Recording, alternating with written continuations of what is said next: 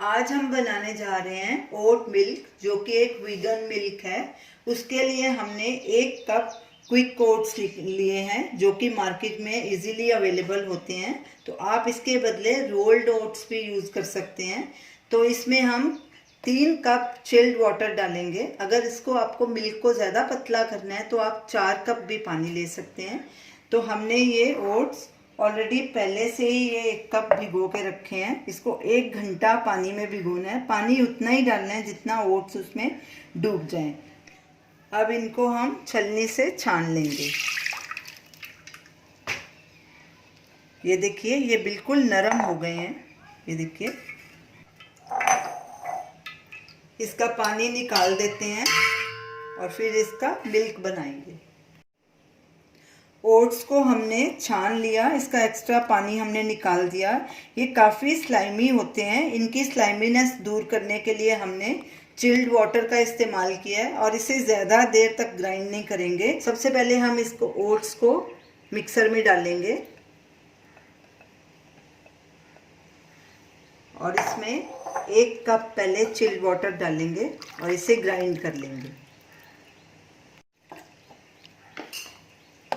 इसको अब हम 15 सेकंड के लिए ब्लेंड करेंगे ताकि ये अच्छी तरह से ग्राइंड हो जाए। पहले हमने 1 कप ही पानी लिया है। हमने 15 सेकंड इसको ग्राइंड किया है। ये देखिए, अब इसमें बाकी के 2 कप पानी और डाल देंगे। फिर सारे इकट्ठे को इसको ग्राइंड करेंगे।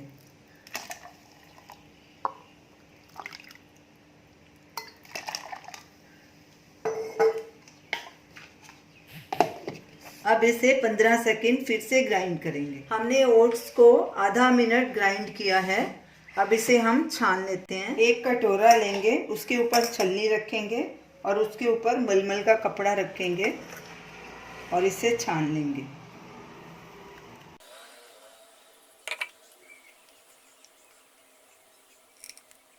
कपड़े को ऐसे सब तरफ से इकट्ठा कर लेंगे और इसे दबा के छान लेंगे।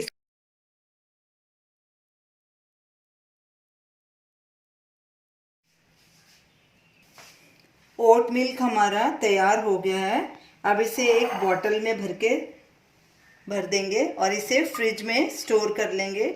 ये 3-4 दिन तक ख़राब नहीं होगा। आप इसकी चाय बना सकते हैं, कॉफ़ी बना सकते हैं, आइसक्रीम बना सकते हैं।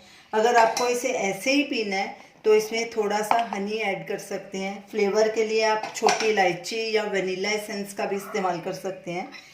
तो इसे आप ज़रूर ट्राई कीजिए और हमें अपना फीडबैक दीजिए और हमें बताइए कि आपको ये हमारी रेसिपी कैसी लगी।